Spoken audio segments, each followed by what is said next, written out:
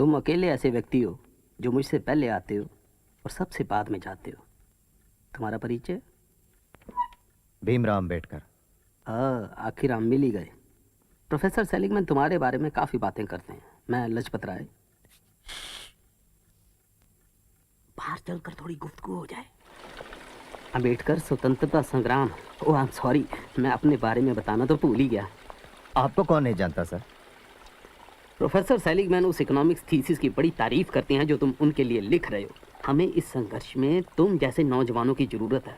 अंबेडकर, ये समय बड़ी उथल पुथल का है। महायुद्ध ने ब्रिटेन को खत्म कर दिया है। हमें इसका फायदा उठाना चाहिए।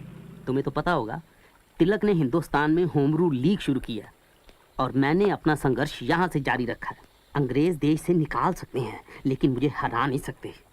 कल हमने यहाँ एक मीटिंग रखी हुई है। आई एम सॉरी, मैं नहीं आ सकूंगा। मैं यहाँ महाराज के स्कॉलरशिप पे पढ़ रहा हूँ, बड़ौदा स्टेट के। इसलिए मेरा फर्ज बनता है कि मैं अपनी पढ़ाई पे ध्यान दूँ। आपसे मिलकर खुशी हुई।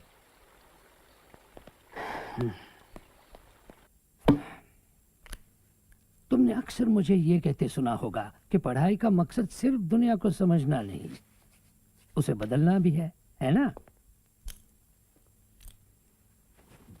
मुझे ही देखो, मैं पढ़ाता हूँ, किताबें भी लिखता हूँ, लेकिन मैं निग्रो अर्बन लीग का एक संस्थापक भी हूँ।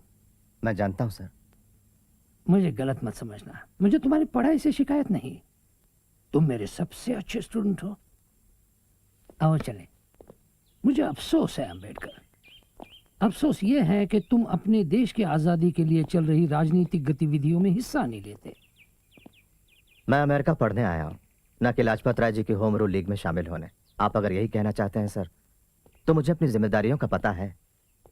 जरूर पता होगा, मेरा उससे कोई लेना देना नहीं। I am sorry.